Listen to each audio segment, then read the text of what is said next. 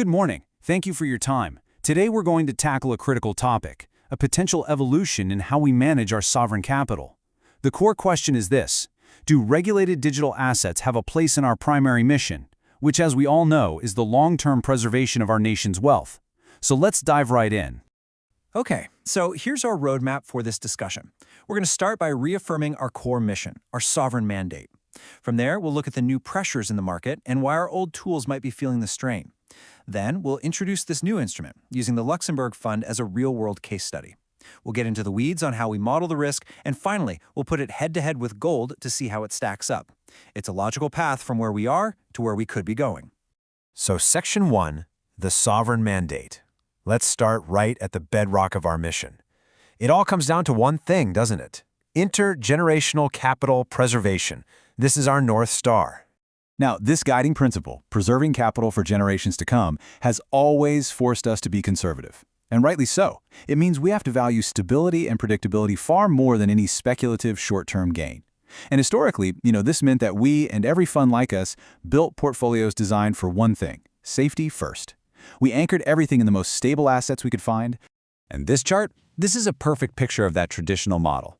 Look at the Nico New Sovereign Fund. It's about as conservative as it gets. You're seeing 96.4% in bonds and the rest in cash. For decades, this was it. This was the gold standard, the undisputed playbook for preserving wealth. All right, but here's the issue. The world is changing. The macroeconomic landscape is shifting under our feet, and those old tools that we relied on for stability, well, they're starting to face some very new, very real pressures. So let's take a closer look at what's going on. This quote from Scope Ratings really hits the nail on the head. We're in an era of persistent inflation and, crucially, higher interest rates. And what does that do? It fundamentally changes the math. All of a sudden, the real returns on those bond-heavy portfolios are getting eaten away. This isn't just a market fluctuation, it's a direct challenge to our core mandate. And it forces us to ask a very tough question. Are the tools that got us here the right ones to get us through what's coming next? Let's talk about our traditional financial shield, gold. Take a look at this recent case study from Russia. They made a tactical move, selling off a significant amount of gold to raise about $1.4 billion. Why? To plug budget deficits, to generate strategic liquidity. Now, this is a perfect example of why gold is so valuable as that ultimate backstop. But, and this is a big but, it also shines a light on the challenges. Moving and selling that much physical gold isn't simple. It involves serious logistics, and it's not exactly a nimble, tactical tool. And that brings us to the heart of this briefing. A new instrument has emerged. Now, I want to be crystal clear about this. We are not talking about replacing gold. Not at all. We are talking about exploring a modern complement, a new tool that could be added to our existing toolkit for very specific reasons. So the real question for us today is this one right here. In a world that's evolving so quickly, could a new, highly liquid asset class give us a modern way to diversify? A way to respond tactically to the very pressures we've just been talking about? So let's be very specific about what we mean. We're talking about a Bitcoin ETF, an exchange-traded fund, and the words on this slide are absolutely crucial. First, it's regulated. Second, you access it through traditional brokerage accounts. And third, there is no self-custody. This isn't about setting up a digital wallet or buying coins on some unregulated exchange. This is about gaining exposure through the exact same secure, compliant financial pipes we already use for everything else, from stocks to bonds. Okay, and the great thing is, we don't have to operate in a vacuum here. This isn't just theory. There's a real-world example we can look to from a very credible, conservative peer.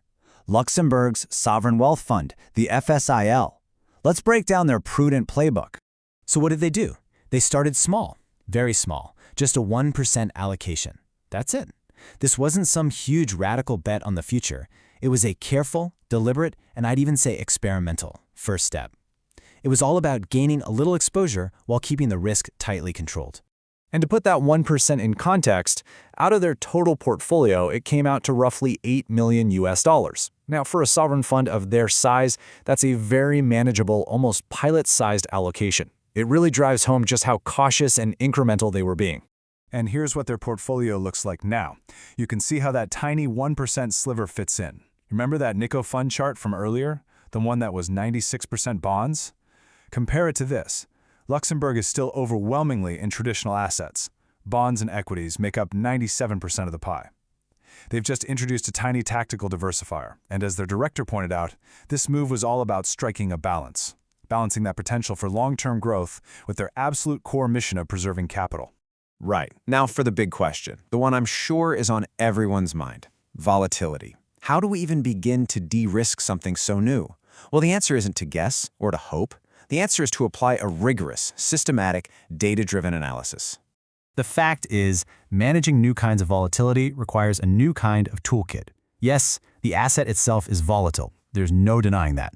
But we now have sophisticated quantitative models that can actually analyze that volatility. And that's what turns a potential allocation from a speculative bet into a calculated, data-driven decision. It's about systematically understanding the risk you're taking on. And this is what that framework looks like in practice. It's called systematic factor modeling, and it's really a four-step process. First, you identify the big macro factors, things like inflation, economic growth, overall financial conditions. Step 2, you feed historical data into statistical learning models. Step 3, those models help you estimate how sensitive your asset, in this case a Bitcoin ETF, is to each of those factors. And finally, Step 4, you get a predictive signal that helps guide your decision on performance. It's all about grounding these choices in hard data, not just gut feeling. Okay, which brings us to the final showdown, so to speak: gold versus Bitcoin. How does this new tactical instrument really compare to our traditional strategic financial shield? This table lays it all out pretty clearly. Let's walk through it. When it comes to liquidity, gold is good, but as we saw with Russia, turning physical bars into cash takes work. An ETF, it settles in a day on an exchange, super liquid. Now their strategic function is totally different. Gold is that deep long-term store of value, the true financial shield. The ETF is a tool for tactical diversification and maybe an inflation hedge. Access: gold requires vaults, security, transport. The ETF just needs a standard brokerage account. And then there's the trade-off: volatility. Gold is low to moderate. The Bitcoin ETF is high. So you see, the point here isn't to say one is better than the other. It's to understand that they play two completely different roles in a modern portfolio. And so I'll leave you with this final thought. Our mandate, our duty to preserve this nation's wealth for future generations, that is set in stone. That will never change. But the world around us is changing. We have new pressures and we have new instruments. And so the question we have to keep asking ourselves is this: what is the right mix, the right composition for our financial shield going forward?